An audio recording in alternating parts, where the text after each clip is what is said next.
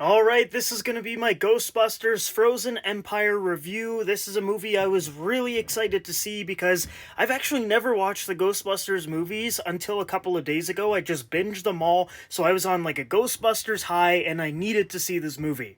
The trailers looked really cool, no pun intended, but I was excited to see this movie nonetheless, so let's go ahead and review it. I'm gonna do pros and then cons. My first pro is the VFX. This is probably the best looking Ghostbusters movie that they've ever made, in my opinion. It looks phenomenal. Then I would say the cast chemistry is actually really good. Paul Rudd and the mom, I can't remember her name, I think it's Callie, and then Phoebe and Trevor, they have a really good group dynamic, and it feels like a family of Ghostbusters now. Paul Rudd specifically is my favorite character next to Phoebe. I just really like him, he's funny, he's likable, he's charming, he's charismatic, and he kinda carries the tone of the movie. And in this movie, he gets to step into a father figure role for Phoebe and Trevor, and I really like that character progression. I also really like the villain. I thought they built up Garaka very, very well. Throughout the whole movie, you're kind of freaked out by this ice monster ghost, and, its arrival is imminent, the suspense is building. And they've got ice powers, which is like one of the coolest power sets in anything, in my opinion. I just really like ice powers for whatever reason, so when they showed us an ice villain for this movie, I got real excited. They definitely messed up the villain in the third act, but everything leading up to that was really solid. I also like that this movie expanded the Ghostbusters universe. There's like a new ghost hunting facility where they're gonna store ghosts, probably in like a sequel movie or something. They've got like new gadgets, new team members. Everyone is basically on a team, which is new. Like Afterlife was basically them, getting to know each other, everyone coming together and then working as a team. But this movie, they're a team right from the beginning, so you get a lot of Ghostbusters action stuff with the Ecto-1 and the costumes and everything right away, which I really appreciated. I also really liked Kumail Nanjiani's character of Nadim. He's got a lot of importance for this movie, and his character was he was really funny. He was a breath of fresh air throughout this film. He was the comedy relief, and, I just really liked it every time he was on the screen. I also really like the action in this movie, the comedy, and then at the same time, I really like the story overall. I thought it was actually pretty solid. And there was some horror aspects in this, which I thought were really well done too. The first time where there's some characters in this new facility, and then the power goes out, I was like, damn, this is shot brilliantly. I also enjoyed having some of the OG cast members back. It was nice, but I think they were a little underutilized, which I'll talk about in my cons.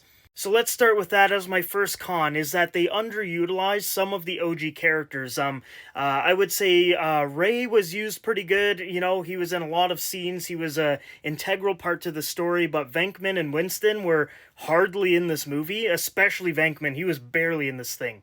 My next negative is how they handled Garaka in the third act. This is just crazy how they treated him. Like throughout the movie, we're building up to his appearance. He's gonna come over to New York, freeze everything over, and just mess everything up. So assemble an army of ghosts and all that, and then he was just, he was defeated really easily, and he barely even moved. He just goes to the Ghostbusters firehouse and barely moves at all and just gets defeated. And I was like, what? Huh? Very underwhelming third act. This is the big bad. This is a god-level monster ice ghost, and he gets defeated in 10 minutes. And like I said in my pros, there was a lot of suspense and build-up to his appearance, and then it just did not capitalize on all that. It was like we built it up, we built it up, we built it up, we finally get Garaka, and then just, okay, movie's done, and it's like, damn! Another little nitpick I had is that we don't really see any of the members with the red coats, and I thought this was a really cool costume change that could have really, made this movie look different, because all the movies, they always wear the classic Ghostbusters costumes, which they do in this movie, but I was like, damn, the red coat, it makes sense because it's cold, and then I thought it looked cool, like red Canada Goose parka coats with Ghostbusters logos. That's a really cool costume. And I don't even think all the characters actually even put the jacket on. And I was like, damn, this would have been cool. Them going around New York, hunting ghosts and stuff, wearing their Canada Goose coats. But they didn't even go outside to fight Garaka. Garaka came to them at the firehouse, and then they have the final battle there. And I was like, how are you going to have an ice monster where, you could have frozen the whole environment and have a giant fight scene there, and they just didn't do it. And that's another negative I have with this movie is that it feels very enclosed. Like, it doesn't feel like we're doing a whole lot outside of, like, a 3 block radius of the firehouse. I think this movie could have benefited from going to different locations. Like, maybe we go to some ruins or whatever, talking about Garaka, maybe in, like, Antarctica because ice, like, something. Like, just go outside of New York, or at least go to different parts of New York. And for whatever reason, they didn't do it in this movie. They were just at the firehouse and, like, a couple other spots, and that was it. Which made this movie feel very, very small in terms of scope. Another negative I had is with the character of Phoebe. She alters her equipment in order to hurt Garaka, but she doesn't alter anyone else's. She doesn't say anything, so she knows that that equipment isn't going to work. She sends out her mom, her stepdad, her brother, her friend to go fight against this god-level ice monster ghost, and she knows that their weapons aren't going to really work on him. So I was just thinking to myself, I'm like, why wouldn't you just alter everyone's proton packs so that you have a chance against this Garaka creature, A little bit of a plot hole there, which I think could have been solved. Like, this battle against Garaka could have been, like, 2 seconds if she did that to all of their equipment. But yeah, positives and negatives aside, I had a good time watching this. I honestly thought it was going to be my favorite Ghostbusters movie of all time until that third act, because the whole movie just crumbles. It was just a really messy, boring third act where the villain doesn't even really move around.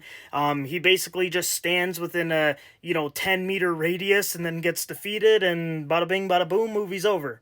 So with that being said, I'm going to give Ghostbusters Frozen Empire a 6 out of 10. I think it's definitely above average. Like I said, it had the potential to be my favorite Ghostbusters film, but it was really just that third act that really brought the rating down for me. If they had a much bigger battle, like maybe he goes to like the Empire State Building, freezes it over, has a ghost army, and then these guys are like on frozen buildings and stuff with their red parkas and, doing some cool action set piece, I think it could have been a much better ending. But this villain is like propped up to be the most hardcore villain ever in a Ghostbusters movie, and they get defeated rather easily. So guys, that's my review for Ghostbusters Frozen Empire. Let me know down below in the comments what you guys thought about the movie, and where does it rank on your Ghostbusters list?